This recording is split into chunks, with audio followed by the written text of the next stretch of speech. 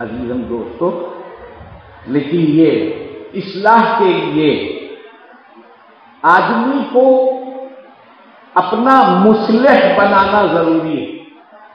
کپڑا میلا ہو جائے تو جس طرح صابن کو استعمال کرنا پڑتا ہے، اسی طرح باطن میلا ہو جائے تو اپنے باطن کو صاف کرنے والا، جس کو ہم اپنی زبان میں شیخ کہتے ہیں، مرشد کہتے ہیں، وہ کسی کو اپنا رہبر بنائے، کسی کو اپنا مصلح بنائے اور اس کے ذریعے سے اپنے باطن کو پاک کرے۔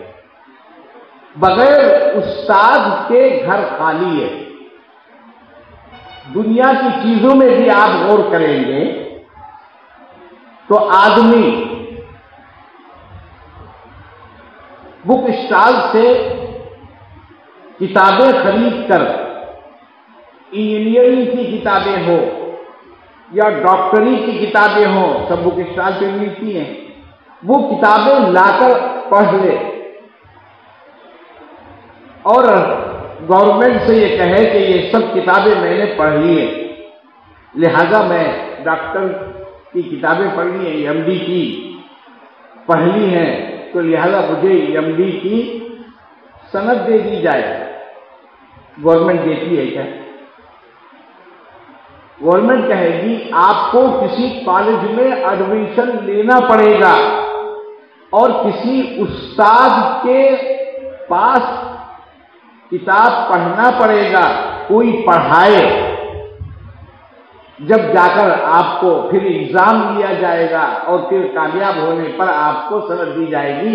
آپ پڑھ لیے اور اپنے آپ کو انجینئر کہنے لگے تو آپ کہہ سکتے ہیں، کہنے والوں نے تو اپنے آپ کو نبی کہا، جی تو تم انجینئر نہیں کہہ سکتے کیا؟ کتابوں پڑھ کے انجینئر کہہ سکتے ہیں، ڈاکٹر بھی کہہ سکتے ہیں، لیکن وہ حقیقت میں نہ ڈاکٹر ہو سکتے نہ انجینئر ہو سکتے جب تک کہ وہ کتاب انہوں اپنے استاد کے ہاتھ پر نہ پڑھے، کوئی بھی نہیں مانتا۔ اسی طریقے سے اپنے ظاہر کی اصلاح کے لیے اور باطن کی اصلاح کے لیے بھی اپنے لیے ایک مصلح، اپنا شیخ، اپنا بڑا اپنے آپ لیے طے کرنا پڑے گا اور اپنے آپ کو اس کے حوالے کرنا۔ وہ جس طریقے سے ہم کو عمل کرنے کی اجازت دے اور جس طریقے سے عمل کرنے کی تلقین کرے، اسی طریقے پر عمل کرنا، تو ہمارے لیے باطن کی اور ظاہر کی اصلاح کا بہت بڑا کام ہوتا ہے۔ باقی اگر آدمی اپنی عقل لڑائے، جیسے آدمی کو اگر قبض ہو جائے، قبض کہتے ہیں اجابت کا صاف نہ ہونا، پیٹ گچ ہو جانا، اس کو قبض کہتے ہیں۔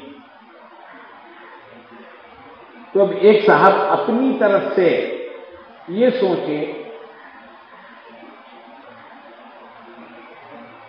کہ قبض بولے تو پیٹ گچ ہو جانا،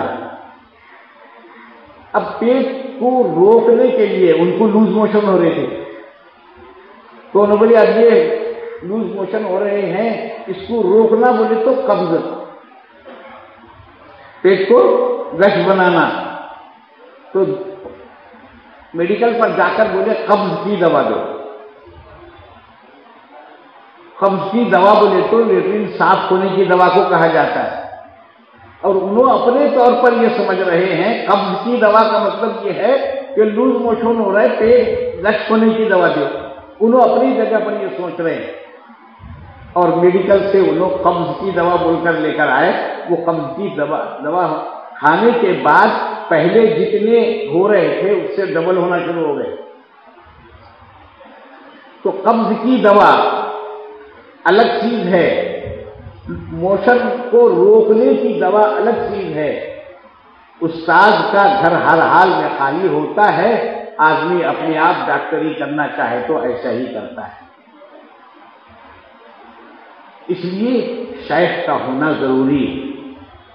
بغیر شیخ کے بندہ اپنے آپ اپنی اصلاح نہیں کر سکتا۔ بہت سارے کاموں کو بندہ صحیح سمجھ کر کرتا ہے، عبادت سمجھ کر کرتا ہے، لیکن حقیقت میں وہ عبادت نہیں ہوتے۔ اپنے علم پر بھروسہ کرتا ہے اور عبادت سمجھ کر کرتا ہے۔ دوستوں اور عزیزوں، وہ شیخ جانتا ہے کیونکہ وہ صاحب علم ہوتا ہے اور روحانیت میں کامل و مکمل ہوتا ہے۔ وہ جانتا ہے کہ اس کو کون سی دوا دی جائے، اس وقت یہ کیا پوزیشن میں ہے، اس حساب سے وہ علاج کرتا ہے۔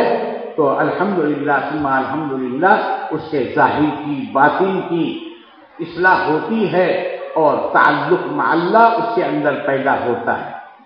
ورنہ تو اپنی دانش میں اپنے آپ علاج کرنے جا کے غلط عمل کرتا ہے، بجائے اللہ تعالیٰ سے قریب ہونے کے دور ہو جاتا ہے۔ اللہ تبارک و تعالیٰ فرماتے ہیں والذین جاہدوا فینا لنہدینہم سبلنا وان اللہ لمع المحسنین۔